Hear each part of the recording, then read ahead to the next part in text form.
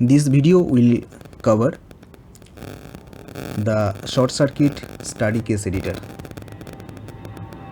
Before running the short circuit study, short circuit duty evaluation or short circuit current calculation, let's move to the short circuit mode here, and now go to this study case editor.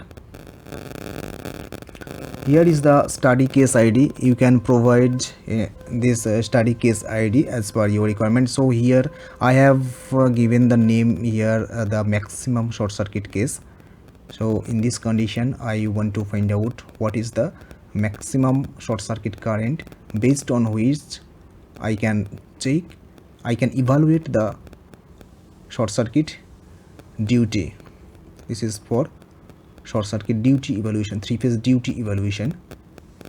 Okay, so what are the requirement to mention in this study case editor? Here are the main parameters. Motor contribution based on motor status, that's okay.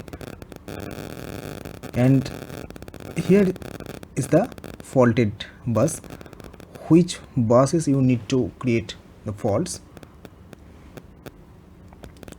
Suppose you don't want to create fault at 33 kV bus A, so you can move to this don't fault table here. So from fault tab to don't fault tab. Again, if you want to include as a fault bus, then it is included. So these buses will be faulted during running this short circuit study, and this bus 4 and bus 5 will not be faulted. Basically these are nodes actually. Okay, let's move forward to the next tab over here. Here is the main thing you need to specify, whether it's standard as per IC standard or ANSI standard or ghost. I will not cover this feature. Okay, so I will go as per the IC standard. Next is coming short circuit current. Here is the C factor. This C factor for the maximum short circuit current, this C factor is specified like this. If the voltage level is less than 1 kV, then as per IEC this C factor is 1.05. If this voltage is more than 1 kV up to 230 kV, it is 1.1, and greater than 230 kV it is 1.1.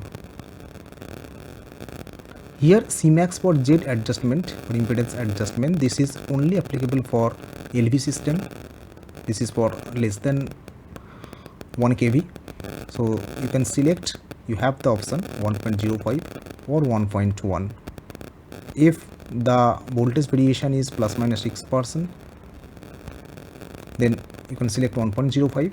If it is plus minus 10% variation, then 1.1. So in that case you can notice only this C factor for this LV system less than 1 kV it is getting changed. Yeah, so 1.05. And here is the calculation method. X by R for peak KA, for peak kilo ampere IP, this X by R ratio, which method it will follow, whether it is method A, method B or method C. What is method A, method B and method C? Let's check in this help box.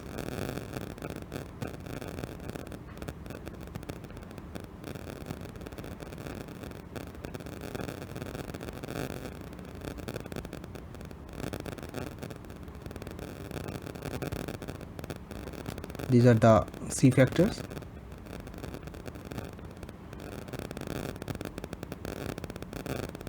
Yeah, so calculation method IC standard. X by R for peak current. Method A is the using the uniform ratio of X by R in calculating the peak current. So it will consider the uniform X by R ratio whenever it is calculating peak current. Method B, using the X by R ratio at the short circuit location only in calculating the peak current.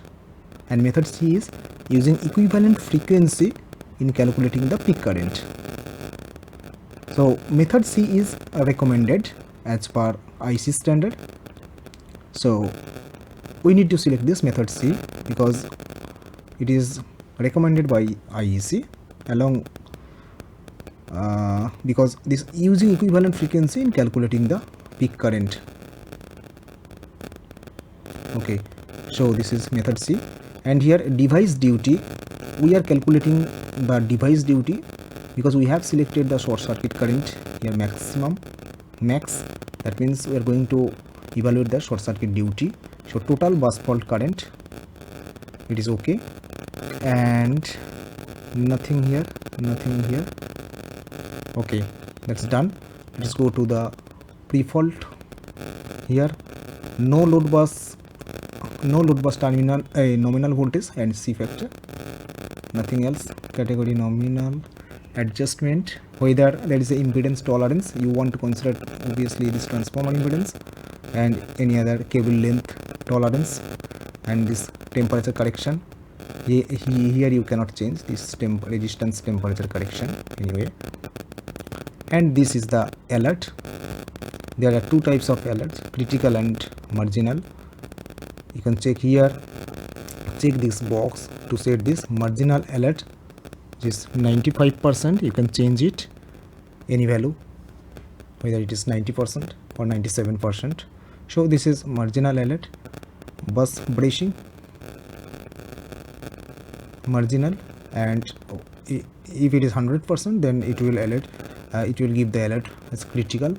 Protective device capability, 95% marginal alert and 100% critical alert. You cannot edit this critical value, but you can set anyway this marginal alert value. So these are the main parameters. So here is the study ID case. Here are the buses where you want to create fault. That's done. This is the main page where you need to look at it carefully. So if you are going to evaluate the short circuit device duty, then you will select this maximum short circuit condition. So maximum short circuit condition, this C factor will be like this. This is C factor. You need to check it here, because for in case of minimum, this excludes the device duty. That's the difference. Here is the C factor for LB 0.95, for greater than 1 kV up to 230 kV this is 1, and greater than 230 kV this is 1. But this minimum short circuit level is not for the device duty evaluation. This minimum short circuit calculation case will be used for the relay setting and protection coordination, because this will be used as the relay sensitivity.